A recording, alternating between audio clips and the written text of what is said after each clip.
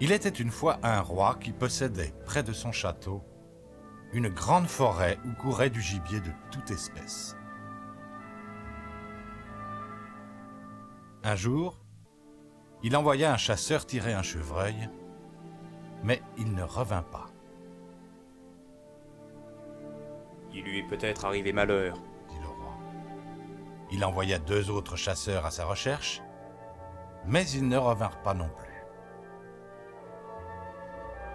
Alors le 3e jour, il fit venir tous ses chasseurs et leur dit: battez toute la forêt, et n'abandonnez pas avant de les avoir retrouvés tous les 3. Mais ceux-là disparurent également. Et aucun chien de la meute qu'ils avaient emmené avec eux ne réapparut.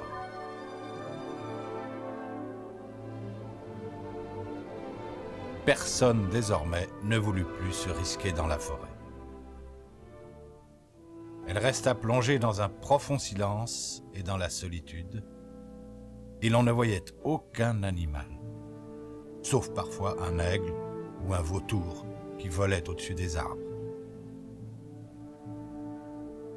Cela dura de longues années.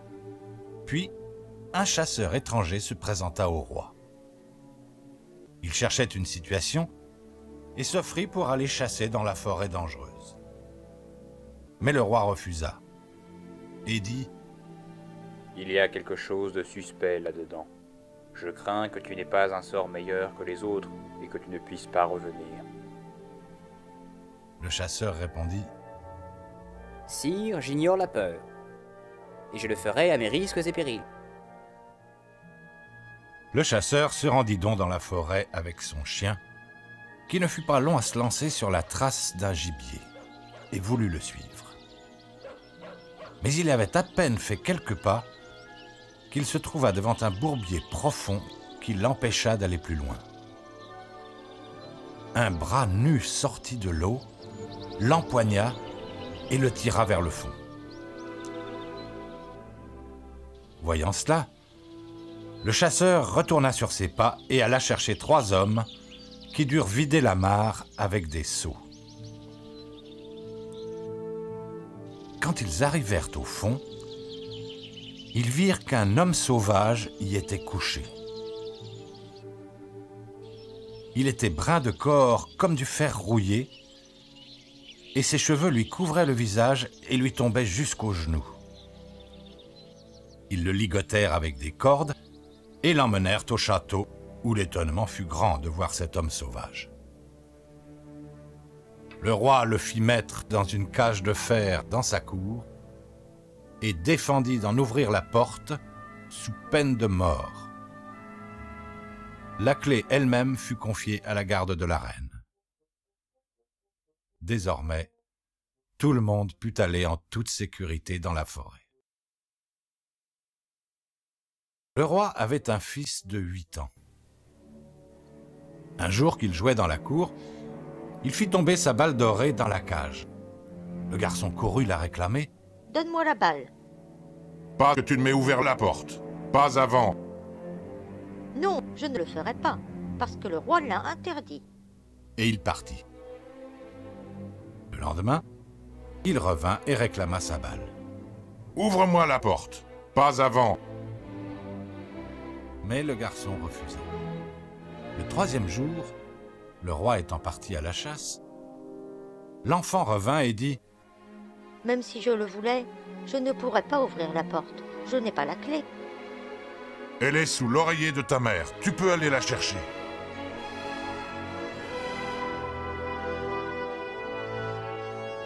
Comme il voulait avoir sa balle, le garçon chassa tous ses scrupules et ramena la clé. La porte s'ouvrit avec peine et le garçon se pinça le doigt.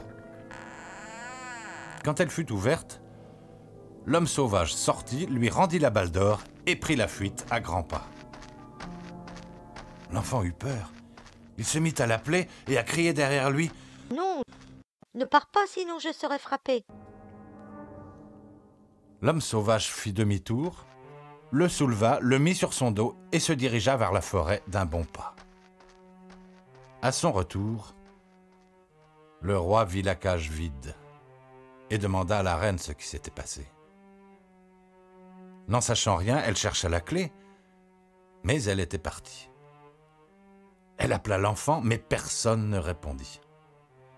Le roi envoya des gens le chercher dans la campagne, mais ils ne le trouvèrent pas. Alors, il put aisément deviner ce qui s'était passé, et l'on mena grand deuil à la cour. Une fois arrivé dans la forêt sombre, l'homme sauvage descendit l'enfant de ses épaules et lui dit « Tu ne reverras ni père ni mère. Mais je te garderai auprès de moi, car tu m'as délivré et j'ai pitié de toi. Si tu fais tout ce que je te dis, tu seras bien traité. Je possède plus de trésors et d'or que quiconque au monde. » Il fit à l'enfant un lit de mousse sur lequel il dormit. Le lendemain, il le conduisit à une fontaine et dit « Vois-tu, l'eau de cette fontaine d'or est claire et transparente comme du cristal.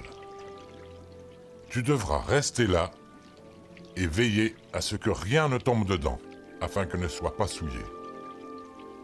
Je viendrai voir chaque soir si tu as bien exécuté mes ordres. »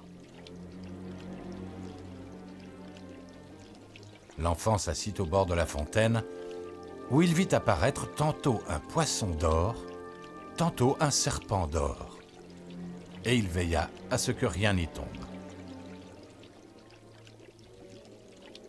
Tandis qu'il restait ainsi immobile, il ressentit soudain au doigt une douleur si violente que sans le vouloir, il le plongea dans l'eau.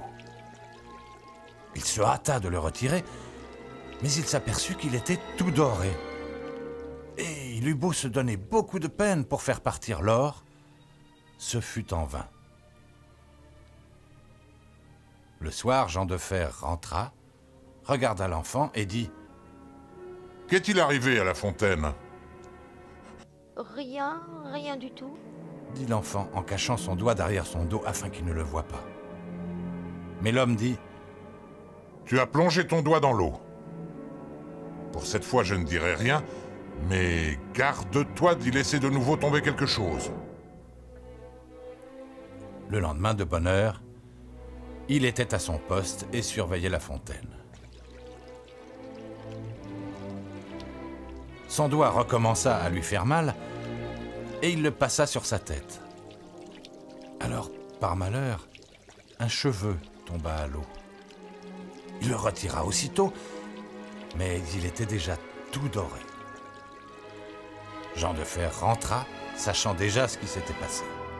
« Tu as laissé tomber un cheveu dans la fontaine. Je ne dirai encore rien cette fois, mais si cela se reproduit, la fontaine sera souillée. Et je ne pourrai pas te garder auprès de moi. » Le troisième jour, l'enfant était assis à la fontaine et son doigt avait beau lui faire mal, il ne le remuait pas. Mais le temps commença à lui paraître long et il contempla son visage qui apparaissait à la surface de l'eau. Comme il se penchait de plus en plus pour se regarder bien en face, voici que ses longs cheveux lui tombèrent des épaules et trempèrent dans l'eau. Il se releva en hâte, mais toute sa chevelure était déjà dorée et brillait comme un soleil. Vous pouvez imaginer comme le pauvre enfant fut épouvanté. Il prit son mouchoir et le noua autour de sa tête afin que l'homme ne s'en aperçoive pas. Lorsqu'il rentra, il savait déjà tout. « Dénoue ton mouchoir. » Alors les cheveux d'or jaillirent, et le garçon eut beau s'excuser comme il pouvait, cela ne lui servit à rien. « Tu n'as pas soutenu l'épreuve, et tu ne peux rester ici plus longtemps. Va dans le vaste monde, là tu apprendras ce que c'est que la pauvreté. Mais comme tu n'as pas mauvais cœur et que je te veux du bien, je t'accorde une chose. Quand tu seras en péril, va dans la forêt et crie « Jean de Fer !» Alors je te viendrai en aide. Mon pouvoir est grand, plus grand que tu ne crois. Et j'ai de l'or et de l'argent en abondance. Le prince quitta alors la forêt et alla sans relâche par des chemins bons ou mauvais, jusqu'à ce qu'il eût enfin atteint une grande ville. Là, il chercha du travail, mais sans pouvoir en trouver, car il n'avait rien appris qui lui permît de se faire une place dans le monde. Enfin, il alla au château et demanda si l'on pouvait l'employer. Les gens de la cour ne savaient pas trop quoi lui faire faire, mais il leur plaisait et ils lui dirent de rester. Pour finir, le cuisinier le prit à son service, disant qu'il pourrait porter le bois et l'eau et balayer les cendres. Un jour qu'il n'avait personne d'autre sous la main, le cuisinier l'envoya porter les plats à la table royale. Mais comme il ne voulait pas laisser voir ses cheveux d'or, il garda son bonnet. Jamais encore le roi n'avait vu une chose pareille. Et il dit : « Quand tu sers à la table royale, tu dois ôter ton bonnet. » « Je ne le peux pas. J'ai une méchante croûte sur la tête. » répondit-il. Alors le roi fit appeler le cuisinier, le réprimanda et lui demanda comment il avait pu prendre un pareil garçon à son service. Il fallait le chasser tout de suite. Mais le cuisinier eut pitié de lui et l'échangea contre l'aide jardinier. À présent, le garçon devait planter, arroser le jardin, bêcher, creuser et supporter le vent et les intempéries.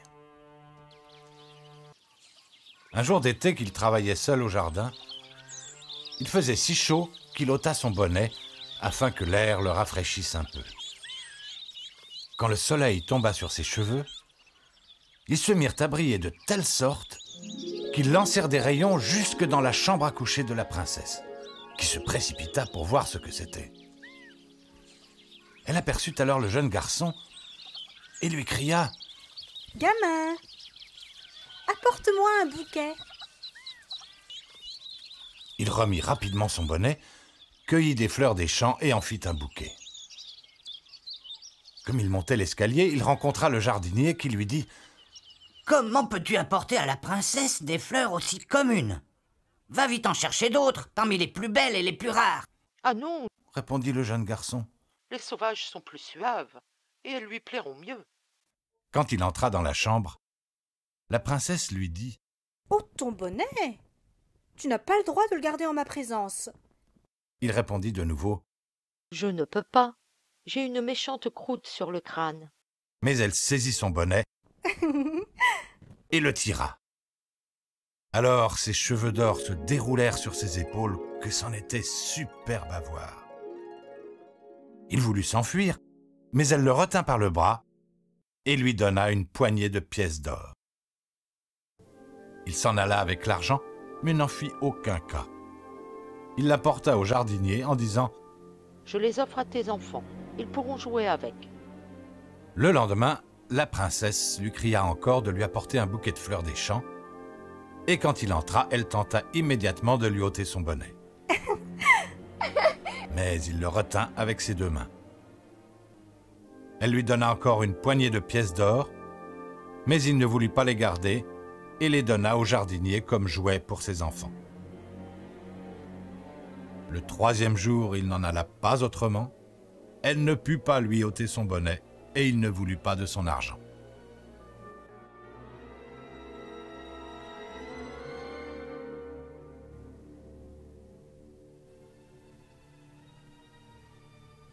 Quelque temps après, le pays entra en guerre.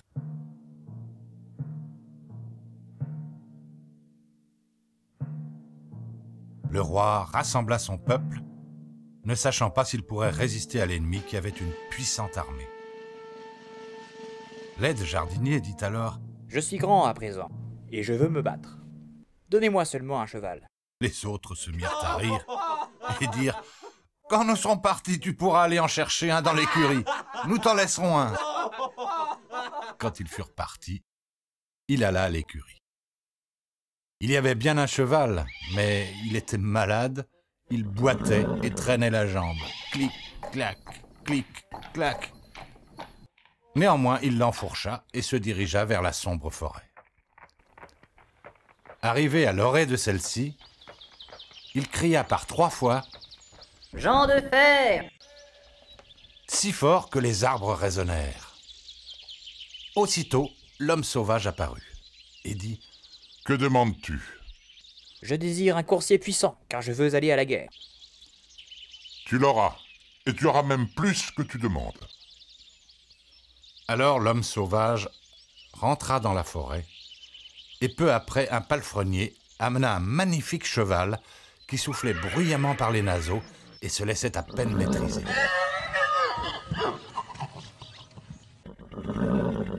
Derrière venait une grande troupe de soldats, tous bardés de fer, et leurs épées étincelaient au soleil.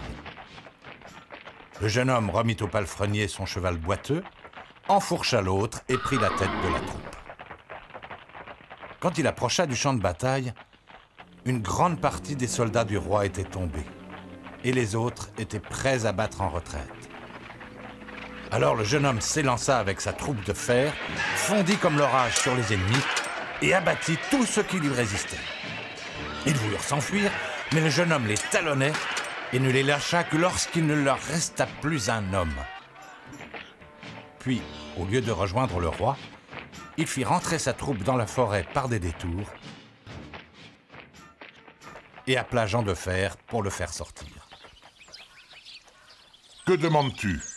« Reprends ton coursier et ta troupe, et rends-moi mon cheval boiteux. » On fit tout ce qu'il demandait, et il rentra à la maison sur son vieux cheval. Lorsque le roi arriva à son tour, sa fille alla à sa rencontre et le félicita de sa victoire. « Oh, ce n'est pas moi qui ai remporté la victoire, mais un chevalier inconnu qui est venu à mon secours avec sa troupe. » Et qui est ce chevalier inconnu? Mais le roi l'ignorait et dit « Il a poursuivi l'ennemi et je ne l'ai plus revu. » Dis-moi, jardinier, qu'est devenu ton aide? Je ne l'ai pas vu tous ces temps-ci. Il vient de rentrer sur son cheval boiteux. Et les autres se sont moqués de lui en s'écriant « Voilà notre clic-clac qui rentre !» Derrière quelle haie t'es-tu couché pendant ce temps pour dormir? Quant à lui, il a répondu « J'ai fait le plus gros de la tâche et sans moi ça aurait mal tourné. » Alors les moqueries ont repris de plus belle. Le roi dit à sa fille « Je vais donner une grande fête qui durera 3 jours et où tu lanceras une pomme d'or. Peut-être le chevalier inconnu viendra-t-il y assister. »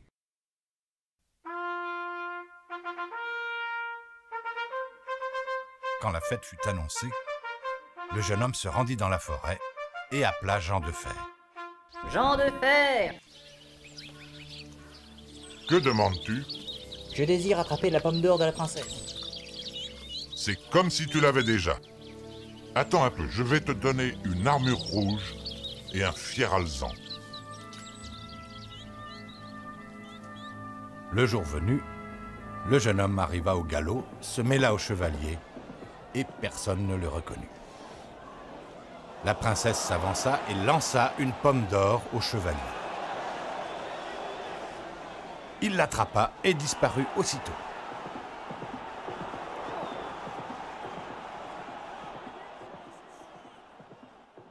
Le deuxième jour, Jean de Fer lui avait donné une armure blanche et un cheval blanc. De nouveau, il fut le seul à attraper la pomme, mais il ne s'attarda pas un instant et s'esquiva promptement. Le roi se fâcha et dit « Cela n'est pas permis. Il faut qu'il paraisse devant moi et me dise son nom. »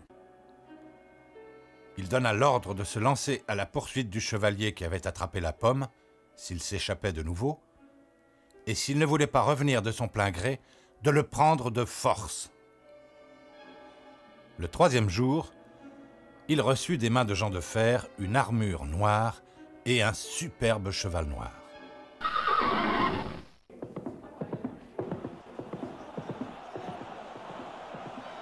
Il attrapa encore la pomme d'or, mais lorsqu'il s'enfuit avec, les soldats du roi se lancèrent à sa poursuite. Et l'un d'eux le serra de si près qu'il le blessa à la jambe avec la pointe de son épée. Il parvint pourtant à leur échapper. Mais son cheval fit un bond si violent que son casque tomba, et ils purent voir qu'il avait des cheveux d'or. Ils rebroussèrent chemin et rapportèrent la chose au roi. Le lendemain, la princesse interrogea le jardinier sur son aide. Il travaille au jardin? Ce drôle de bonhomme a assisté aussi à la fête. Et il n'est rentré qu'hier soir. En outre, il a montré à mes enfants 3 pommes d'or qu'il a gagnées. Le roi donna l'ordre de l'amener, et il arriva avec de nouveau son bonnet sur la tête. La princesse alla à lui et le lui ôta, et alors ses boucles d'or lui tombèrent sur les épaules. Il était si beau que tous furent étonnés. Es-tu le chevalier qui est venu 3 jours de suite à la fête, portant chaque fois une nouvelle armure et qui a attrapé les 3 pommes d'or? Demanda le roi. Oui, et voici les pommes.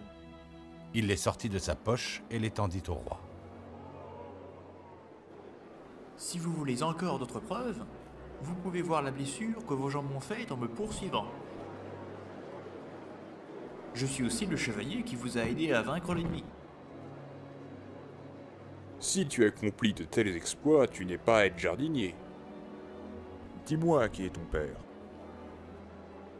Mon père est un roi puissant, et j'ai de l'or en abondance, autant que j'en demande. Je vois. Je te dois des remerciements. Puis-je faire quelque chose pour toi? Oui, vous le pouvez. Donnez-moi votre fille pour femme. La princesse se mit à rire et dit En voilà un qui n'y va pas par 4 chemins. J'avais bien vu à ses cheveux d'or qu'il n'était pas à être jardinier. Puis elle alla à lui et l'embrassa. Son père et sa mère vinrent au mariage, et ce fut une immense joie pour eux, car ils avaient abandonné l'espoir de revoir leur cher fils. Brusquement, au beau milieu de la fête, la musique s'arrêta. Les portes s'ouvrirent, et un roi majestueux entra avec une suite nombreuse. Il se dirigea vers le jeune homme, l'embrassa et lui dit « Je suis Jean de Fer. J'avais été changé en homme sauvage, mais tu m'as délivré. Tous les trésors que je possède seront ta propriété. »